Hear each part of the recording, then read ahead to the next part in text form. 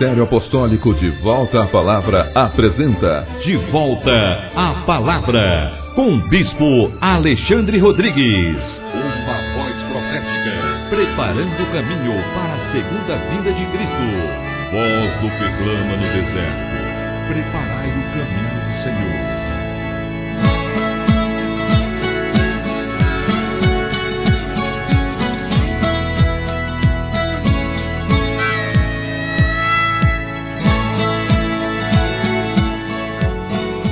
O que a Bíblia nos diz sobre a morte? Abra a Bíblia em Romanos capítulo 5, versículo 12. Diz assim o texto do apóstolo Paulo: portanto, assim como por um só homem entrou o pecado no mundo e pelo pecado a morte, assim também a morte passou a todos os homens, porque todos pecaram. Vejam, queridos, que esse texto da Escritura diz que o pecado entrou no mundo, e pelo pecado entrou a morte. A morte, portanto, é a consequência maior e final dos pecados ou do pecado. A morte existe porque o pecado existe.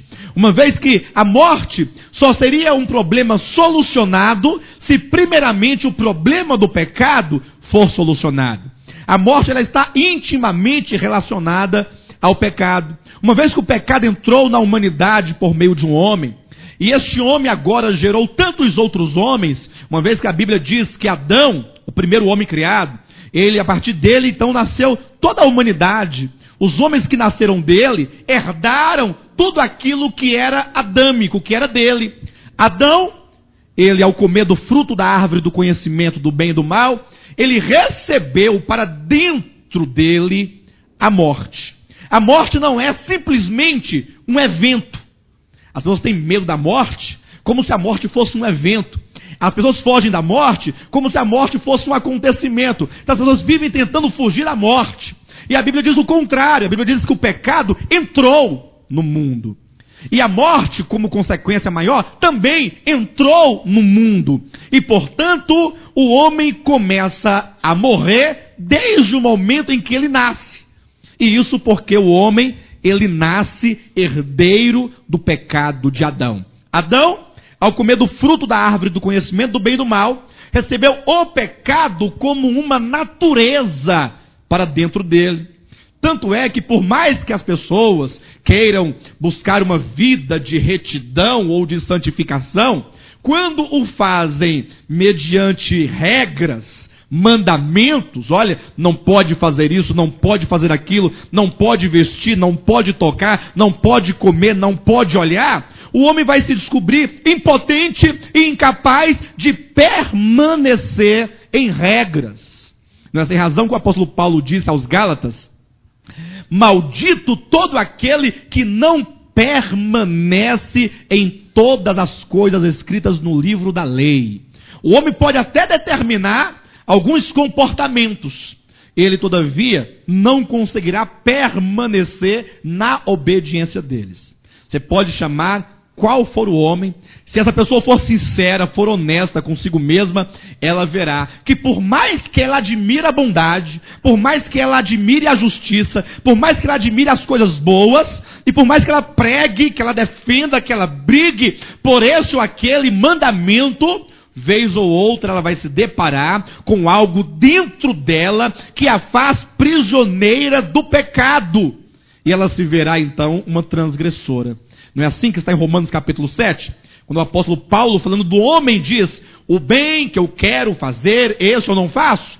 Eu tenho na minha mente o desejo, a vontade de cumprir com os mandamentos, todavia eu vejo nos meus membros outra lei, que guerreando contra a lei do meu entendimento, me faz prisioneiro da lei do pecado que está nos meus membros. Se o pecado, que é a origem da morte, está dentro do homem, e os pecados, as ações, as atitudes que nós cometemos, são meramente os frutos dessa natureza dentro do homem, então a morte, semelhantemente, não é algo ou um evento, senão que a morte está dentro do homem. Então, as pessoas têm medo, muitas vezes, da morte. Vivem querendo se desviar da morte, porque não compreendem esse simples texto que diz: por um só homem entrou o pecado no mundo, e pelo pecado entrou a morte. E assim, todos os homens morrem. A morte passou a todos os homens, porque todos pecaram. Então, esta é uma consequência inevitável para todos os que estão debaixo do pecado, ou para todos os que foram tocados pelo pecado. Se você tem pecado, então a morte habita o teu ser. Nós vamos verificar no final da mensagem que há uma solução, não todavia no homem. Então, quando a Bíblia diz que a morte ela está dentro do homem, essa morte entrou para dentro do homem, tão logo ele comeu do fruto da árvore do conhecimento do bem e do mal. Quando ele tomou aquele fruto, e esse fruto é simbólico, é espiritual, porque fala de algo muito maior do que uma maçã, como diz a tradição, ele recebia para dentro da sua pessoa o pecado e a morte. Nesse sentido, a morte dentro do homem, a Bíblia diz que essa morte ela tem 3 aspectos importantes. Compreender a morte não é simplesmente você ir ao cemitério, olhar alguém descer à sepultura. Compreender esse tema da morte é vê-la na sua amplitude, de tudo que a Bíblia diz sobre ela. E a Bíblia diz que há 3 aspectos importantes, ou 3 modos diversos de morrer. Há o aspecto da morte espiritual, há a morte física, e então haverá a morte eterna. Vamos ler Isaías capítulo 59, e aqui nós vamos verificar que a Bíblia nos fala de uma morte espiritual. E observa que as pessoas estão sempre muito preocupadas com a morte física, e elas se esquecem das 2 piores e maiores mortes, ou elas se preocupam tanto com o aspecto da morte física, e se esquecem dos aspectos mais importantes, que é a morte espiritual, que é a morte eterna. Então, em Isaías capítulo 59, versículo 2, diz assim: mas as vossas iniquidades fazem separação entre vós e o vosso Deus, e os vossos pecados encobrem o seu rosto de vós, para que não vos ouça. Quando diz, as vossas iniquidades fazem separação entre vós e Deus, aqui esse termo separação equivale ao termo morte, uma vez que morte significa separação. Todos os homens que nascem no pecado e vivem no pecado e permanecem no pecado, como diz, as vossas iniquidades fazem separação. Então, o homem no pecado está separado de Deus, e, portanto, o homem nos seus pecados, que não deseja a Deus, que não se entrega a Deus, que não se permite ser governado por Deus, ele está morto. Trata-se aqui da morte espiritual. Não é sem razão que em Efésios capítulo 2, versículo 1, o apóstolo Paulo, dizendo aos vivos, entre aspas, diz: ele vos deu vida, estando vós mortos nos vossos delitos e...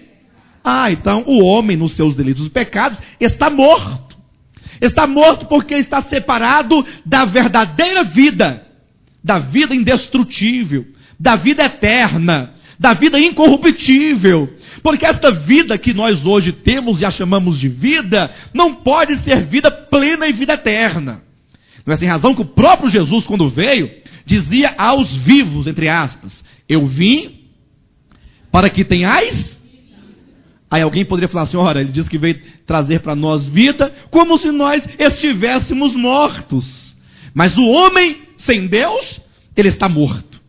É tanto que o próprio Jesus, em João capítulo 5, quando ele cura ali o paralítico no tanque de Betesda, ele começa a fazer uma analogia, uma comparação, dizendo que aqueles que estão sem Deus estão mortos. Aí Jesus fala assim, vem a hora, e já chegou, ó. Ele diz que a hora havia chegado, em que os mortos ouvirão a voz do Filho do Homem, a voz do Filho de Deus, e ressuscitarão. Ora, houve ressurreição dos mortos na primeira vinda de Cristo? ressurreição literal dos corpos de sepultura? Os mortos não continuaram mortos? Então, de que ressurreição Jesus falava em João capítulo 5, versículo 25? Ele diz: vem a hora, e esta hora já chegou, em que os mortos ouvirão a voz do Filho de Deus e ressuscitarão. Ele falava da ressurreição da vida espiritual, porque o homem está nos seus pecados, nasceu nos pecados e permanece nos pecados. Ele está separado de Deus e, portanto, ele está morto para Deus e é carente de vida. Então, há aqui um primeiro detalhe a ser considerado, é que os homens, eles, por não conhecerem a verdade, não terem os olhos abertos para a verdade, vejam, eles muitas vezes temem a morte física, que será revertido pela ressurreição final dos mortos, seja os crentes ou os descrentes, os ateus, os gnósticos, seja eles quem forem, todos haverão um dia de ressuscitar para o juízo. Agora, temendo o homem a morte física, se esquece da pior morte, que é a morte porque o homem está separado de Deus. É a morte espiritual. O segundo tipo de morte, ou a segunda maneira ou modo de ver a morte, que a Bíblia nos revela, é a morte física. Ora, se a morte espiritual é separação entre o homem e Deus, o que seria a morte física, se não a separação da parte material do homem, que é o corpo, das partes espirituais do homem, que seriam, no caso, a alma e o espírito? Alguém diz: mas pastor, alto lá, pera aí, eu vim aqui para você me falar que o homem possui alma e possui espírito dentro dele? Exatamente. Isto é o que a Bíblia diz, não o que eu digo. O que eu digo não interessa, não importa a ninguém, mas o que Deus diz importa a todos. E a Bíblia Sagrada, portanto, diz que o homem, ele não é meramente barro, mas diz que o homem, ele tem uma parte material, visível, tangível, palpável, mas que o homem, no ato da criação, recebeu elementos espirituais dentro dele. Está em Gênesis capítulo 2, versículo 7. Que tendo Deus criado o homem do pó da terra, isso aponta para o corpo, soprou em suas narinas o fôlego de vida. Então, quando Deus sopra nas narinas do homem, ali, para que o homem passe a existir como tal, como homem, ele é não somente barro, inerte, sem vida, mas Deus produz, pelo seu sopro, dentro do homem, os elementos imateriais, que a Bíblia chamará posteriormente de alma e de espírito. Agora, quando a Bíblia diz que Deus soprou nas narinas do homem o fôlego de vida, é apenas para nos mostrar, porque a revelação não se esgota em Gênesis 2:7. A revelação é progressiva até o Novo Testamento. Então a Bíblia diz que Deus criou o homem de dois elementos. Primeiro, do barro, ele fez o boneco, não fez? E esse boneco, ele andava, pensava, falava, sentia, se movia, raciocinava. Então esse boneco é mero boneco. Até o momento que o segundo elemento, que é o elemento espiritual, é comunicado ao homem. Deus sopra nas narinas. E esse sopro divino é um sopro criador. E, portanto, cria dentro do homem as partes imateriais. Aí diz o texto: e o homem passou a ser alma vivente. Lembre-se que esse sopro não é a alma, mas que gera a alma e o espírito. Quando diz que o homem passou a ser alma vivente, está falando da espécie que ele é. O homem criado, alma vivente. Quando ele cai em pecado, é chamado de homem carnal. E quando ele recebe a Cristo no seu espírito, quando ele é salvo por Jesus, ele passa a ser o homem espiritual. Biblicamente, todos os salvos em Jesus Cristo, que receberam a Cristo como o Senhor de suas vidas, eles não são alma vivente. Todos eles, biblicamente, são espírito. Bem, mas eu não posso prolongar muito nisso, senão a gente não consegue esgotar nunca esse tema. De sorte que é a revelação geral da Bíblia quem vai nos falar que partes interiores e imateriais são essas. Por exemplo, o apóstolo Paulo diz em 2 Coríntios capítulo 5, versículo 16, ele diz que ainda que o nosso homem exterior se corrompa, ou seja, ainda que o nosso corpo físico vá sendo destruído, porque o homem ele vive morrendo, então ainda que este homem exterior se corrompa, diz o apóstolo Paulo, falando dos apóstolos, o nosso homem interior se renova. Então veja que o apóstolo Paulo, ele percebe, ele anuncia, ele declara que o homem não é meramente barro, mas existe o homem exterior, que é o barro, e o homem interior, que são essas partes interiores criadas por Deus.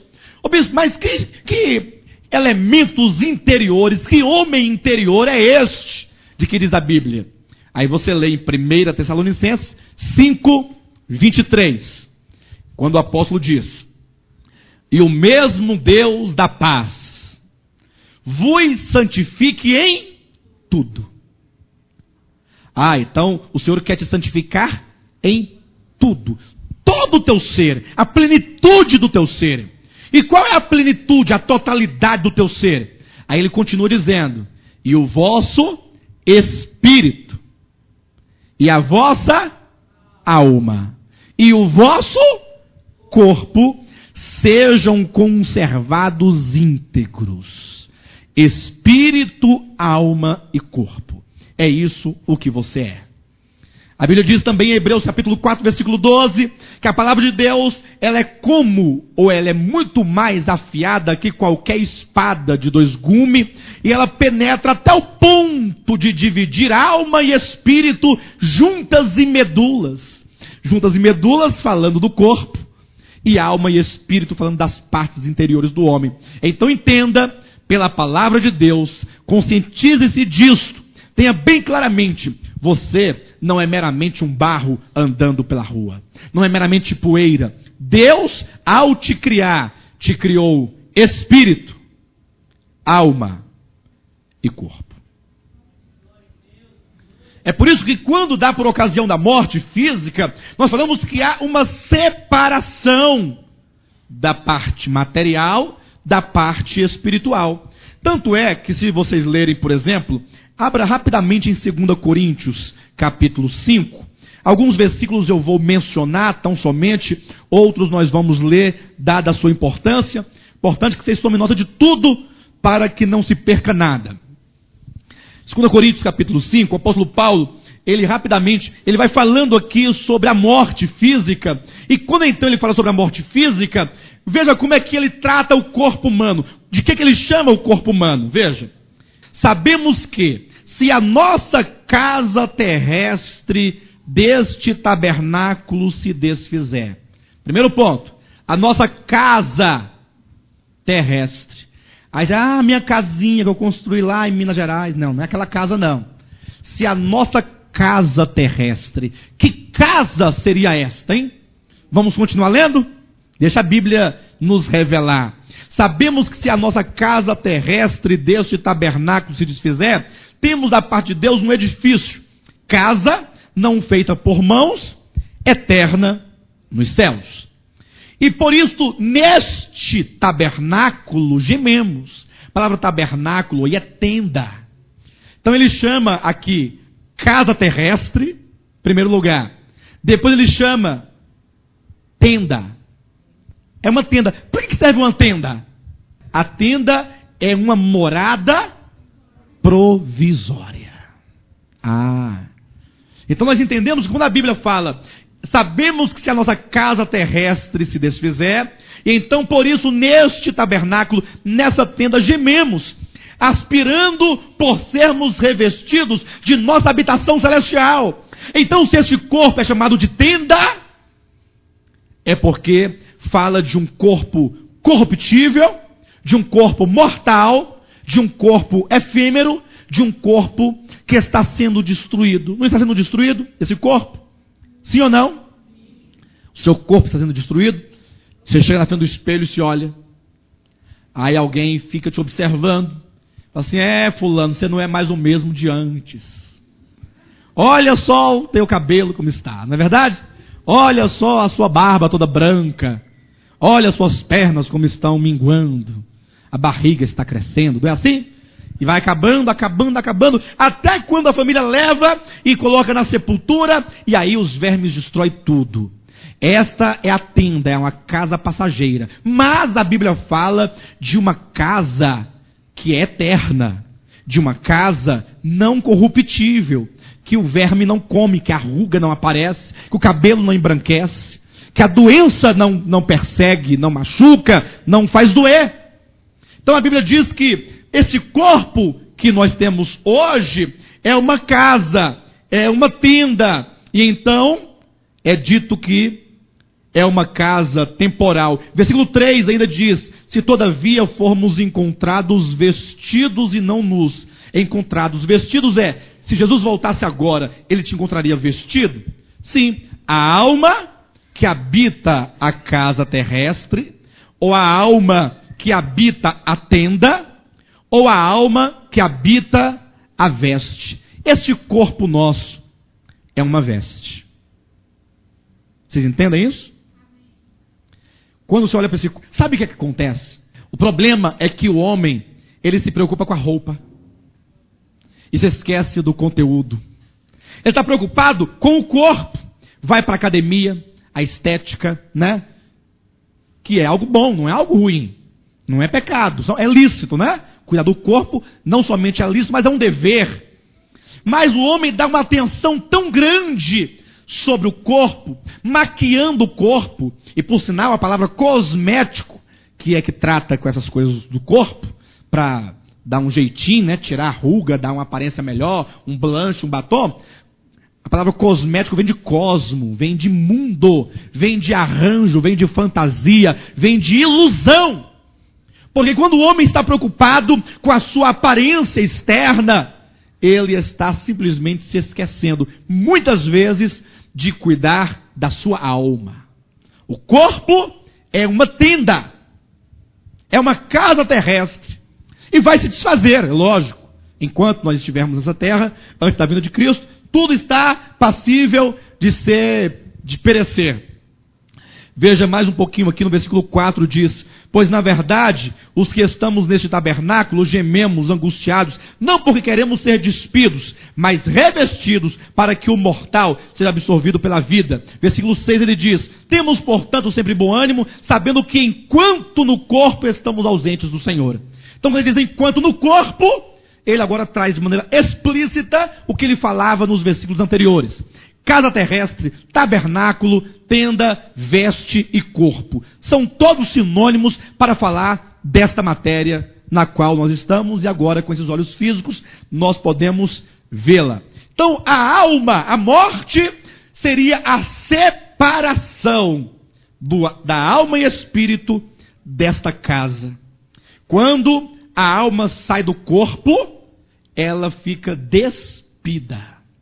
Não diz o texto? Não porque queremos ser despidos, mas revestidos. Está dizendo assim, olha, a morte seria algo muito bom agora. Ele dizia no texto. Depois eles leram todo o capítulo. Não porque eu quero morrer. Não, é porque eu quero me sair dessa veste velha, dessa tenda velha, para que eu possa vestir, então, o meu corpo de glória definitivo. A morte seria, no caso, esta separação. Ele diz, mas pastor, a Bíblia fala disso de maneira mais clara. Vejam que em Lucas capítulo 16, Jesus vai falar sobre a morte. Na verdade ele vai falar sobre uma condição espiritual dos gentios e dos judeus. E como é que ele vai falar dessa condição espiritual, dessa morte espiritual? Ele então vai usar da morte física, para que mediante a morte física de Lázaro e de um certo homem rico, ele pudesse refletir a morte espiritual que aquele povo vivia naquela ocasião. Lucas capítulo 16, versículo 19, vocês poderão abrir.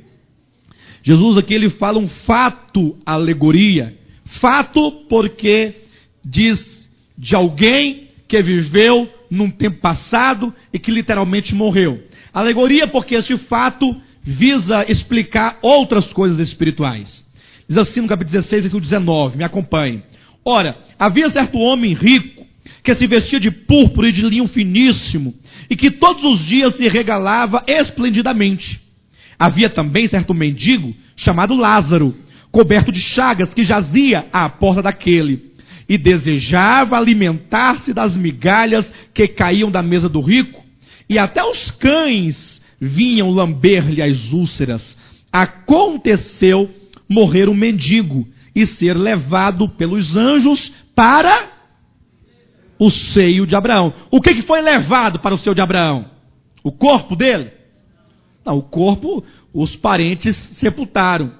E se era o fato de ele não ter parente, por ser um mendigo, então o serviço social deve ter no mínimo enterrado ou jogado no Giena para ser queimado juntamente com todos os indigentes, os marginais e os animais. Mas é dito que os anjos o levaram para o seio de Abraão. Morreu também o rico e foi sepultado. 23. No inferno, estando em tormentos, levantou os olhos, está falando do rico, e viu ao longe a Abraão e a Lázaro no seu seio. Vejam que aqui fala de uma existência pós-morte. Porque a morte física não é o aniquilamento. A morte física não é o fim. Tem pessoas que se matam, suicidam-se, pensando, resolvi meu problema. Calma, você está acumulando problemas para você. Porque a morte física não é o fim. A morte física é o início da vida do outro lado. Porque a morte física tão somente aniquila este corpo. Este fato, a alegoria que Jesus apresenta em Lucas, diz de dois homens, o rico, o outro mendigo, ambos morreram e ambos foram para algum lugar, e neste lugar, um estava em tormento, o outro estava em descanso. Eu não quero explorar esse fato, alegoria, para não usá-lo como pressão, vocês ficarem com medo, desesperados. É apenas para que vocês vejam que a Bíblia diz de que há, após a morte, algum lugar para onde as pessoas vão.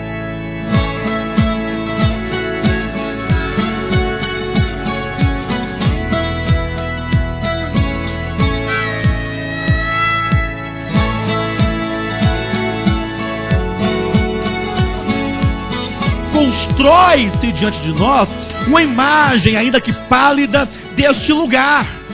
Diz, olha, tu estás aí, em tormento, e nós estamos daqui, e entre nós e vós, há um abismo posto, de sorte que os daqui não podem passar para aí, e os daí não podem passar para cá. Existe um lugar espiritual, para onde vão as almas, os espíritos de todos os que morrem. Neste lugar onde estão esses que já morreram, há um lugar chamado lugar de tormento, há um lugar chamado lugar de descanso, e entre estes dois lugares, um abismo.